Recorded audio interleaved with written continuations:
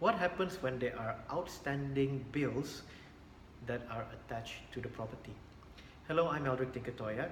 I'm a real estate negotiator with RGroup Sdn Bhd. My REN number is 32167.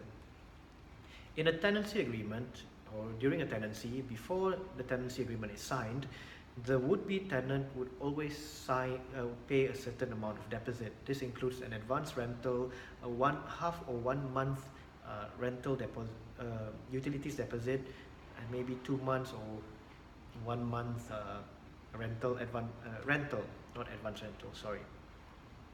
deposit.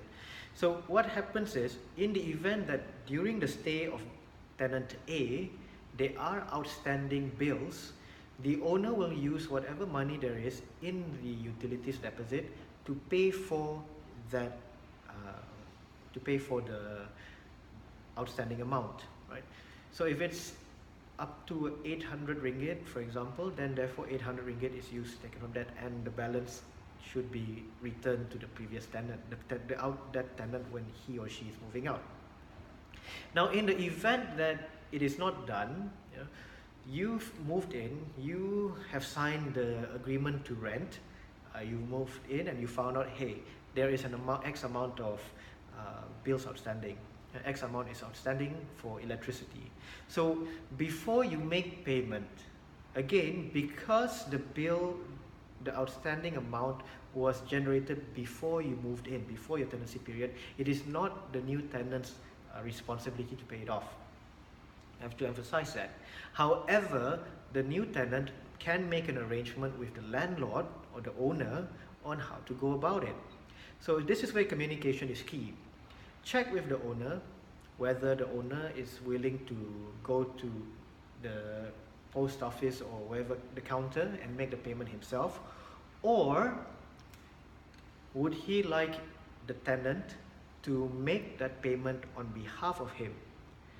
When the new tenant, the new tenant pays the outstanding, what happens is he or she would offset it against the monthly rental. So let's say there is a 300 ringgit monthly outstanding in electricity.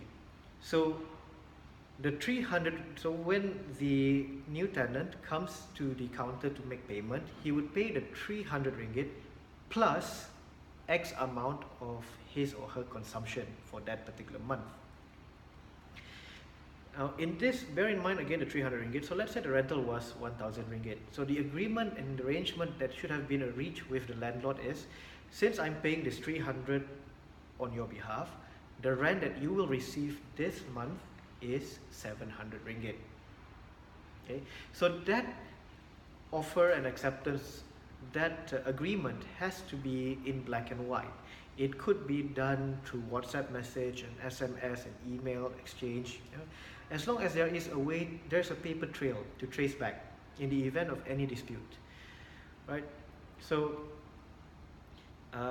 it is not advisable to go ahead and pay and then deduct 700 ringgit without informing the owner, because the owner would be expecting 1000. Unless he or she has been informed, then it's okay, and not only informed but agrees to it. So what happens when it continues to, the outstanding amount continues to persist? Well, this is where that agreement is, you will have to follow up regularly with the owner. I mean, the best case scenario is that. The worst case scenario is you pay it off and send the bill to the owner. Again, you are not supposed to pay for any outstanding amount that is outside your tenancy period. It's not, you shouldn't be responsible for that. So yeah, this is what happens when there is an outstanding amount for bills that are attached to a particular property. If you have any other questions related to real estate transactions, feel free to get in touch with me.